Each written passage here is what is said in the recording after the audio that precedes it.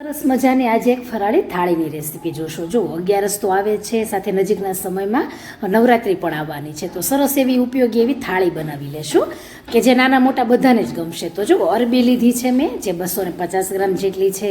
હવે આ અરબી છે ને કેવું છે કે કંદમૂળ છે, એટલે જમીનની અંદર હોય, એટલે આપણે તેને ધોવી ખૂબ જરૂરી છે. તો 2-3 પાણી વડે ધોઈ લેવાની. તો મેં એક વખત તો ધોઈ લીધી છે, એટલે ઘણી ખરી માટી નીકળી ગઈ છે. તો જો આ રીતે તેને ધોઈને કચરો તેનો કાઢી લેશું. ત્યાર પછી અહીં મેં 1.5 કપ પ્રમાણે પાણી ગરમ કર્યું છે, તેમાં અડધી ચમચી મીઠું ઉમેરી દેશું. અને ત્યાર પછી આપણે જે સાફ કરેલી અરબી છે ધોયેલી, તેને અંદર ઉમેરી દેશું. અરબી છે ને મોળી ન લાગે સ્વાદમાં, એ માટે મીઠું ખાસ જરૂરી છે કે ઉમેરજો. અને ત્યાર પછી આપણે ઢાંકીને 2 વિસલ આખી કરીશું અને ત્રીજી વિસલની હવા ભરાવા દઈશું, અથવા તો 3 વિસલ, એનાથી વધારે નથી કરવાની, ખાસ ધ્યાન રાખીશું. ત્યાં બફાઈ છે અરબી ત્યાં સુધી. જો અહીં મેં 2 લીટરના દૂધનો મસ્કો લીધો છે, અને ત્યાર પછી 1.5 કપ પ્રમાણે આપણે ખાંડ ઉમેરી દેવાની છે. તો દળેલી ખાંડ 1.5 કપ જેટલી લેવાની છે. તો હવે છે ને જ્યારે ખાંડને તમે મસ્કા સાથે મિક્સ કરો તો મસ્કો કેવો હોય છે, કઠણ હોય છે, અને ત્યાર પછી થોડીક વાર લાગે જો મિક્સ કરતાં. ત્યાર પછી થોડુંક ઢીલું થાય, કેમ કે ખાંડનું પાણી થાય, પછી તમે સેમ મિક્સ કરતા જાઓ અને ઢીલું લાગે એટલે એક જ ડાયરેક્શનમાં આ રીતે ફેટી લો. આ સ્ટેપ કરવો ખૂબ જરૂરી છે. જો તમે નહીં ફેટો ને તો લીસો નહીં બને, અને આપણને ખબર હોય છે કે શ્રીખંડ હોય કેવો હોય, લીસો હોય છે. તો આ રીતે તેને જો સ્મૂથ બનાવી લેવાનો છે, તો ખાવાની મજા પડતી હોય છે. તો આ રીતે જ્યારે તે એક જ ડાયરેક્શનમાં મિક્સ થઈ જાય ત્યાર પછી આપણે અમુક ડ્રાયફ્રૂટ ઉમેરીએ. તો જો સૂકી પીળી દ્રાક્ષ આવે છે, એ છે, કાજુ છે, બદામ છે, પિસ્તા છે. તમારા મનગમતા તમે ડ્રાયફ્રૂટ ઉમેરી શકો. અને કદાચ ન ઉમેરવા હોય ને તો ફક્ત 1/4 ટીસ્પૂન પ્રમાણે એલચી પાવડર ઉમેરી દેશો ને તો પણ એલચી ફ્લેવરવાળો શ્રીખંડ રેડી થઈ જાય છે. પછી 2 ટેબલસ્પૂન પ્રમાણે આપણે કેસરવાળું દૂધ ઉમેરી દઈએ, જે બહુ સરસ ફ્લેવર આપે છે, રીચ ફ્લેવર આપે છે. ત્યાર પછી આપણે તેને આ રીતે મિક્સ કરી દેવાનું છે, અને જોઈ શકાય છે કેટલો સરસ બની ગયો છે. ટેસ્ટમાં તો એટલો સરસ છે ને કે તમે નવરાત્રિમાં કે 11 ઉપર ખાશો ને તો એટલી મજા પડવાની છે. તો આ રીતે તેને સર્વ કરી લેશું, અને જ્યારે સર્વ કરો ત્યારે થોડાક એવા ઉપરથી ડ્રાયફ્રૂટ ઉમેરીએ તો તેનો દેખાવ ઓર વધી જતો હોય છે. તો જોઈ શકાય છે કે આપણે આ રીતે પિસ્તા અને બદામની કતરણથી તેને ગાર્નિશ કર્યું છે. પછી તેને ઠંડો કરવા માટે ફ્રીજમાં મૂકી દઈશું. બહુ ટેસ્ટી બને છે, ટ્રાય કરજો.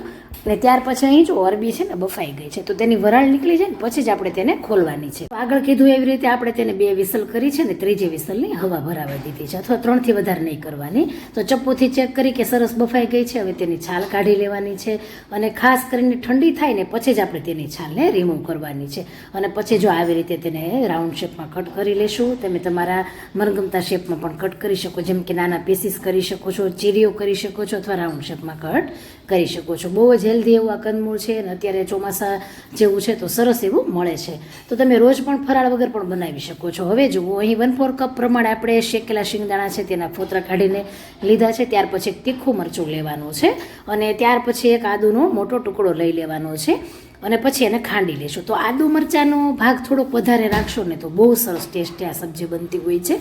તો આ રીતે ખાંડી લેવાનું છે, અને થોડુંક મેં છે ને એને કણીવાળું રાખ્યું છે. જો એકદમ ઝીણું નથી ખાંડી નાખ્યું, કેમ કે એનો ટેસ્ટ બહુ સરસ લાગતો હોય છે.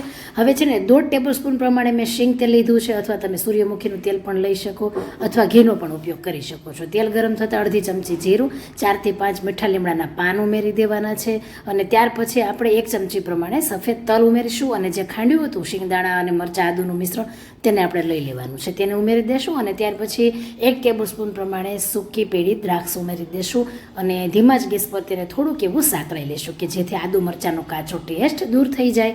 તો આ રીતે તેને થોડીવાર માટે સાતળી લેશું. ત્યાર પછી જે બાફેલી આપણી અરબી હતી તેને આપણે સમારેલી અંદર ઉમેરી દેવાની છે, અને જુઓ એકદમ મસ્ત એવું આ શાક રેડી થાય છે ફરાળી. અને થોડોક લીંબુનો રસ 1 ચમચી જેટલો ઉમેરી દઈએ, તીખું અને ખાટું, અને સાથે થોડોક એવો ગળ્યો ટેસ્ટ આવે છે, બહુ સરસ લાગે છે. અને લીલા ધાણા ઉમેરી દઈએ, અને બધું મિક્સ કરી લઈએ. તો હલાવતા જઈને ધીમા જ ગેસ પર આપણે તેને 2 થી 3 મિનિટ પકવીએ, જેથી મસાલાનો ટેસ્ટ છે અરબીમાં બેસી જાય. જો કંદમૂળ છે ને હંમેશા કેવા હોય છે, ફીકા હોય છે, એટલે તમે મસાલા ટેસ્ટી કરો, જેમ કે તીખું મરચું થોડુંક કીધું એવી રીતે વધારે ઉમેરો તો બહુ ટેસ્ટી લાગે. ત્યાર પછી આપણે ભાખરી કરવી છે ફરાળી, તો 1 કપ પ્રમાણે રાજગરાનો લોટ લઈ લેવાનો છે, અને અહીં મેં 1 મરચું ખાંડી લીધું હતું, અને ચમચીમાં જોઈએ તો અડધી ચમચી જેટલું થયું છે, તેને ઉમેરી દઈએ. અને અહીં 1/4 ટીસ્પૂન પ્રમાણે મરી પાવડર ઉમેરી દેવાનો છે.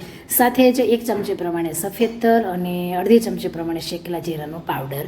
અને અમુક મસાલા જો તમે ફરાળમાં નથી લેતા તો ડેફિનેટલી સ્કીપ કરજો. 1 ચમચી પ્રમાણે ઘી ઉમેરી દઈએ, અને 1 બાફેલું બટેકું છે તેને આ રીતે ખમણીની અંદર ઉમેરી દેવાનું છે. તમે મેશ કરીને પણ ઉમેરી શકો છો. પરંતુ ખાસ ધ્યાન રાખવાનું કે થોડુંક એવું હુંફાળું જ ગરમ હોવું જોઈએ, બહુ ગરમ નહીં લેવાનું કે ચિકાસ આવી જાય. પછી થોડા લીલા ધાણા છે તેને ઉમેરી દેવાના છે, સમારીને અને બધું મિક્સ કરી લઈશું. જુઓ, જરૂર પડે તો જ આપણે પાણીનો ઉપયોગ કરીશું, નહીંતર ઘણું ખરું છે ને બટેટાથી જ આ લોટ બંધાઈ જતો હોય છે અને ભાખરી પણ એટલી ટેસ્ટી બનતી હોય છે ને કે ચટણી અને આ ભાખરી ખાઈ લેશું ને તો પણ એટલી મજા પડવાની છે. તો આગળ કીધું એવી રીતે કે પાણીનું ખાસ ધ્યાન રાખજો કે જરૂર પડે તો જ 1 થી 2 ચમચી ઉમેરજો. બાકી અહીં જુઓ તો બટેટામાંથી જ લોટ સરસ એવો બંધાઈ ગયો છે, કેમ કે ખાસું એવું બટેટામાં મોઇશ્ચર હોય છે. તો આ રીતે જો મેં 3 ભાગ તેના કરી લીધા છે. હવે આપણે ભાખરી બનાવવાની પ્રોસેસ જોઈ લઈએ. તો એક લુવું લઈ લેવાનું છે, તેને આ રીતે થોડુંક રાઉન્ડ શેપ કરીને તેને વણી લેવાનું છે. તો ભાખરી કેવી હોય છે, થોડી જાડી હોય છે, એટલે આપણે તેને જાડી જ રાખવાની છે, પાતળી નહીં કરીએ. તો આવી રીતે તેને વણી લેવાની છે. જો તમને એવું લાગે કે થોડુંક ઢીલો લોટ છે તો પછી તમે રાજગરાનો લોટ અટામણ તરીકે લઈ શકો છો. તો મારે અત્યારે જરૂર નથી પડી અને તમને પણ મેં નોટ્સ આપી કે આ રીતે તમે કરી શકો છો. હવે જુઓ, અત્યારે મારે તો વિડીયોમાં બતાવવું છે એટલે સરસ શેપ હોય તો સરસ લાગે, પરંતુ તમારી પાસે જેવો ટાઈમ હોય એ પ્રમાણે તમે કરી શકો છો. તો મેં તેને થોડુંક આ રીતે ઢાંકણની મદદથી કટ કરી છે જેથી દેખાવ સરસ આવે. હા, ગેસ્ટ આવ્યા હોય તો ચોક્કસથી કરવું કે જેથી થોડુંક એવો ગેટઅપ આપે. પછી જુઓ, આપણે જે રોટલી કરવાની લોટી છે ને તેમાં બંને બાજુ પહેલાં શેકી લ્યો અને એક બાજુ ડિઝાઇન આવે પછી જ આપણે ઘી લગાવવાનું છે. તો જુઓ, આ રીતે બંને બાજુ ડિઝાઇન આવે પછી જ આપણે તેમાં ઉપરથી ઘી લગાવી લેશું અને મીડિયમ ફ્લેમ પર આપણે તેને પકાવીશું, કેમ કે ભાખરી થોડી જાડી છે. જો ફાસ્ટ ગેસ રાખીએ તો ઉપર તો શેકાઈ જાય પરંતુ અંદર થોડી કાચી લાગે. તો આવી રીતે આપણે બંને બાજુ તેને ઘીથી શેકી લેશું અને તમે માટીની તાવડીમાં પણ શેકી શકો છો. તો આ રીતે આપણે ઘીથી તેને શેકવાની છે. બહુ સરસ ફ્લેવર આવે છે ઘીથી શેકો ને ત્યારે. અને આ ભાખરી તમે બહાર ગામ જાઓ ને તો પણ 4 થી 5 દિવસ સુધી સારી રહે છે. તો આ રીતે શેકાઈ ગયા પછી આપણે થાળીને સર્વ કરી લઈશું. તો જુઓ, અરબીની આપણે સૂકી ભાજી સર્વ કરી છે, સાથે સલાડમાં મેં કાકડી અને મરચું મૂક્યું છે, ભાખરી અને સાથે ઠંડો શ્રીખંડ સર્વ કર્યો છે. આમ થોડીક એવી મહેનતમાં જ આ થાળી બની જાય છે અને ખાવામાં તો એટલી ટેસ્ટી બને છે. તો જે મેં ટિપ્સ આપી છે એ પ્રમાણે તમે ફોલો કરશો એટલે તમારી થાળી પણ આવી રીતે તૈયાર થઈ જશે. તો નવરાત્રિના ઉપવાસ રહો કે પછી 11 હોય ત્યારે તમે આ ફરાળી થાળી બનાવી શકો છો. બહુ જ ટેસ્ટી ભાખરી બને છે. ટ્રાય કરજો, રેસીપીને તમારા ફ્રેન્ડ્સ અને ફેમિલીમાં શેર કરજો.